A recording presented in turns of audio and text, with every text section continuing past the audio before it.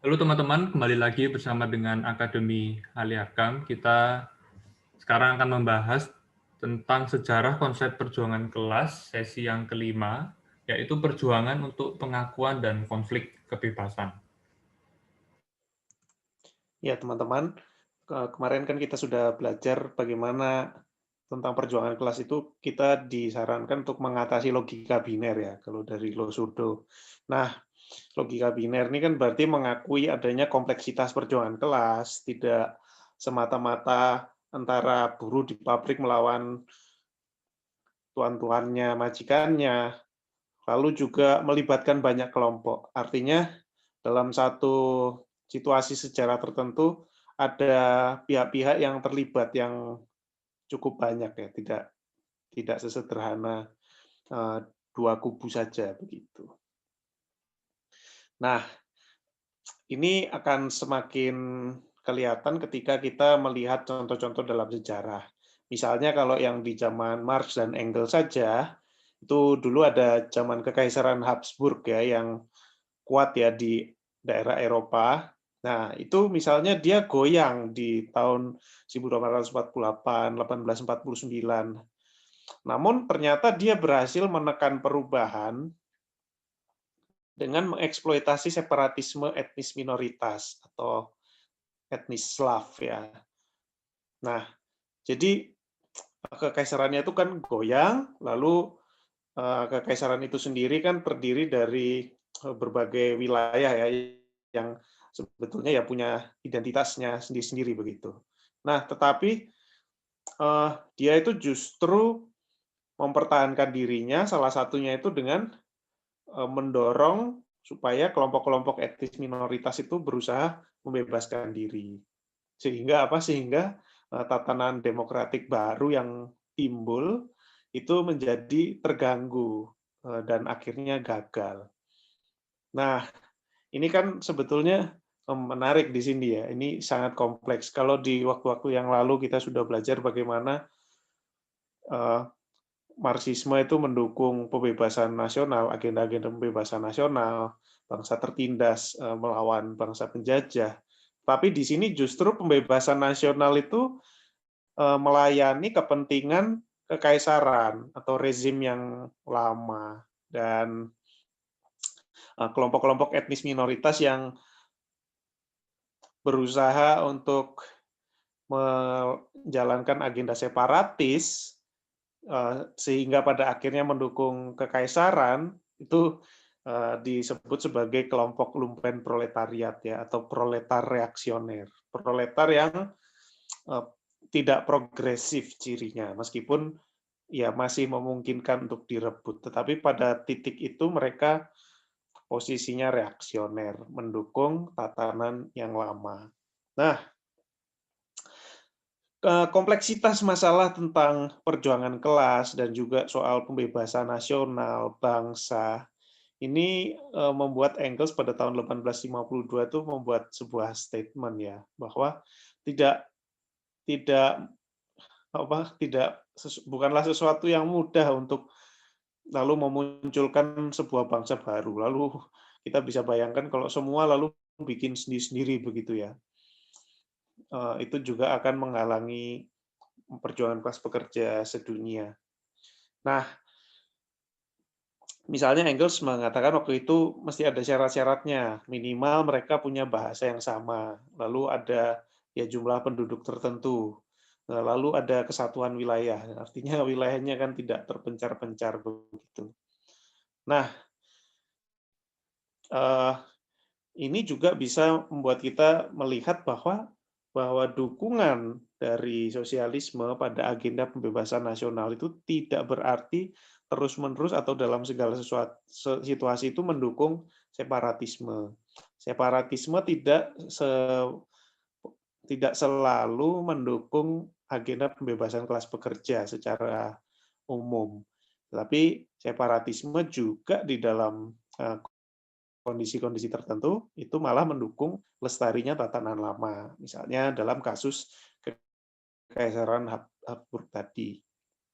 Sehingga apa? Inilah yang kalau Losurdo sebut perlunya ranking perjuangan kelas. Artinya perjuangan kelas itu perlu di-ranking ya. Artinya agenda-agenda pembebasan nasional itu harus memperkuat perjuangan kelas kaum tertindas secara keseluruhan, bukan sebaliknya. Misalnya kalau kita lihat kemarin kan contohnya misalnya Irlandia ya. Inggris kan negara yang kapitalis dan imperial. Nah, mendukung pembebasan nasional Irlandia itu berarti mendukung ya pembebasan sepenuhnya karena dia akan melemahkan kekaisaran Inggris. Dia akan mendukung perjuangan bangsa-bangsa jajahan Inggris seperti India untuk membebaskan diri. Dia akan mendukung pembebasan kaum proletar di Inggris, membebaskan diri dari kapitalisme di Inggris.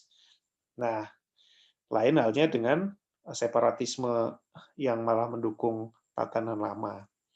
Jadi itu yang perlu kita perhatikan. Yang kedua, di sini kita juga membahas antara ketegangan antara emansipasi dan despotisme ya. Nah, ini tentang kalau yang di judul kita disebut sebagai konflik kebebasan. Jadi kita bicara tentang kebebasan, tapi kebebasan itu juga harus ditempatkan dalam peta sejarah tertentu. Misalnya perang saudara di Amerika antara utara dengan selatan, di mana yang selatan itu ingin mempertahankan tradisinya untuk memiliki hak memiliki budak, tetapi utara mau memaksakan supaya selatan menghapuskan perbudakan. Nah, ini lantas ada orang-orang yang bertanya di zaman Marx dan Engels juga, tidakkah Amerika Utara lantas menjadi despotik, menjadi tiran gitu ya, karena memaksakan emansipasi budak di Amerika Selatan. Nah, menurut Marx dan Engels ini justru argumen reaksioner ya. Ini seolah-olah mau mendukung kebebasan, tetapi bukan sebetulnya. Sosialisme tidak mendukung agenda kebebasan yang seperti ini. Ini adalah argumen yang reaksioner, sama seperti pembebasan etnis minoritas di tengah-tengah perjuangan membebaskan diri dari suatu kekaisaran tatanan lama. Nah, itu juga adalah langkah yang reaksioner. Perjuangan untuk kebebasan tetapi berciri reaksioner, tidak revolusioner atau progresif. Nah, maka Marx dan Engels termasuk adalah orang-orang yang mendukung Perang Saudara Amerika, meskipun Perang Saudara di Amerika itu kan sifatnya memaksa ya, artinya Lincoln dan Amerika di utara itu memaksa supaya selatan menuruti kehendak mereka, menghapuskan perbudakan. Kita bisa lihat juga bagaimana di dalam manifesto komunis ya, di situ juga digambarkan bagaimana gerakan komunisme itu menuntut jalan despotik yang mau tidak mau harus lewat paksaan, lewat sesuatu yang kadangkala bersifat tiranikal. Soal hak properti, ya memaksakan hak properti pribadi itu diubah untuk mengakhiri despotisme majikan atas pekerja atau budak upahan. Jadi untuk mengakhiri despotisme kapitalisme lewat kepemilikan pribadi harus lewat jalan despotik juga. Nah, ini yang seringkali bertentangan lalu bertabrakan dengan liberalisme ya, yang wah, lalu kita sering mendengar tuduhan-tuduhan komunisme, anti kebebasan, memaksakan, lalu mau menciptakan sosialisme atau masyarakat yang penuh persaudaraan, tapi kok lewat paksaan.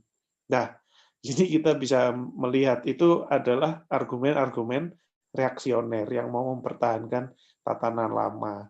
Dan kita bisa melihat contohnya bagaimana di Amerika soal perbudakan itu sendiri terhapuskan justru juga lewat paksaan, bukan lewat sesuatu yang berjalan demokratis, katakanlah. Nah, konflik soal kompleksitas perjuangan kelas dan bagaimana kita mengenai ketegangan antara perjuangan kelas dengan pembebasan nasional. Nah, itu juga yang membawa kita pada isu tentang perjuangan kelas dan internasionalisme. Ya, jadi pertanyaannya apakah kita sedang berhadapan dengan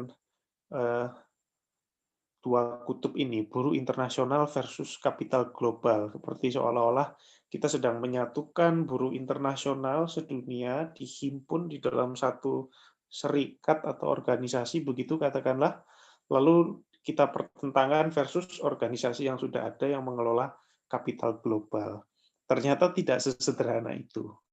Meskipun di dalam manifesto komunis kita tahu penutupnya berbunyi buruh sedunia bersatulah.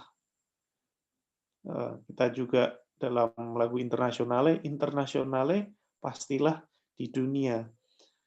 Nah, tetapi bentuknya seperti apa internasionalisme komunisme ini? Ya, apakah lantas kita membelah proletar versus borjuis di tiap negara gitu ya. Misalnya di Amerika kita belah proletar mana, borjuis mana. Di Indonesia dibelah proletar mana, borjuis mereka. Borjuis yang mana. Karena kalau kita melihat misalnya kompleksitas perjuangan kelas ini, di mana ada perjuangan antara proletar versus borjuis, kemudian ada bangsa tertindas versus bangsa kolonial. Nah, ini kan kadang kontradiksinya itu atau konfliknya itu polarisasinya antara proletar versus borjuis, tapi juga kadang rakyat secara keseluruhan, bangsa tertindas melawan bangsa penjajah. Nah, ini juga yang disebut losurdo ya. Perlu diingat bahwa sosialisme internasional, setidaknya dalam bayangan Marx dan Engels, itu bukan sosialisme imperial. Karena penyatuan bangsa-bangsa yang ada dengan agenda tertentu. Misalnya, at least agenda demokrasi, misalnya demokrasi liberal di zaman Marx dan Engels. Itu seringkali malah menjadi bentuk chauvinisme baru.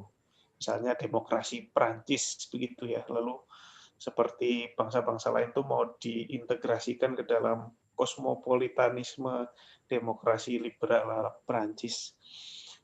Tapi ternyata di situ bisa kelihatan justru ada chauvinisme di situ, di mana Prancis itu menjadi tolok ukur dari segala sesuatu.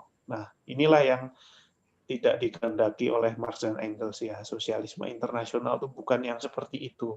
Mereka menyebutnya sebagai sosialisme imperial. Maka Engels di tahun 1882 itu pernah menyebut ya kepada Karl Kautsky ya, dia menyebut bahwa gerakan internasional proletar hanya mungkin terjadi antar bangsa-bangsa merdeka atau mandiri. Dan kooperasinya itu harus dalam posisi setara. Jadi bukan sosialisme internasional, tapi yang berpusatnya pada Prancis atau di titik-titik dunia lainnya dan dengan dominasi dari budaya tertentu yang partikular. Ya teman-teman, jangan lupa untuk terus dukung Akademi Ali Arkam dengan subscribe, like, follow, komen, dan share akun-akun media sosial kami di YouTube dan Instagram, dan juga Facebook. Sampai berjumpa di video berikutnya.